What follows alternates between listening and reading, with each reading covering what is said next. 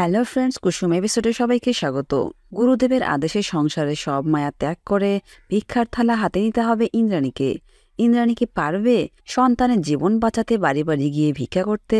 জানতে হলে আমাদের টলি স্টোরি টাইম চ্যানেলে চোখ রাখুন। গুরুদেব কুসুমকে বলে, তোমার স্বামীর জীবন বাঁচাতে তোমাকে অনেক কষ্ট করতে হবে, সেই সাথে তোমার স্বামীর মাকেও অনেক নিয়ম মানতে হবে, অনেক কিছু ত্যাগ করতে হবে। তুমি কি পারবে সেটা? কুসুম বলল, আপনি শুধু আমাকে আদেশ করুন, আমি ছোট সাহেবকে বাঁচাতে সবকিছু করতে পারি, সবকিছু করব। এরপর গুরুদেব কুসুমের হাতে একটা জড়িবুটির বাটি দিয়ে বলল, এটা আয়ুষের মাথায় ছোঁয়াতে। আর যে নোয়াটা তুমি খুলেছো সেই নোয়া আবার তোমার স্বামীর হাত দিয়ে ছুঁয়ে তারপর পড়তে হবে। আজকে তোমাকে এই জড়িবুটিটা তার মাথায় ছোঁয়াতে হবে, আর কালকে তোমাকে নির্জলা উপোস করতে হবে। কুসুম বলল, ছোট সাহেবের মাকে কি করতে হবে? তখন উনি বলল, তাকে সংসারে সব মায়া ত্যাগ করতে হবে।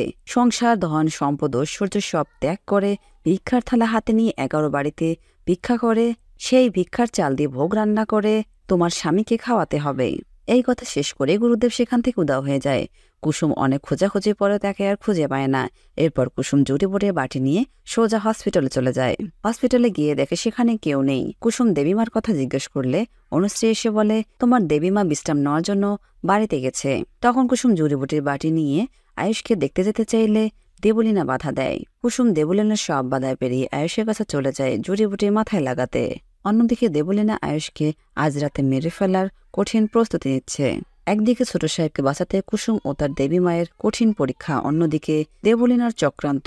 কি হতে চলেছে এবার আয়ুষের জীবনে? জানতে হলে আমাদের টোলে স্টোরি টাইম চ্যানেলের পাশে থাকুন, আর আপনাদের সুন্দর মতামত আমাদের কমেন্ট বক্সে কমেন্ট করে জানাবেন। ধন্যবাদ সবাইকে।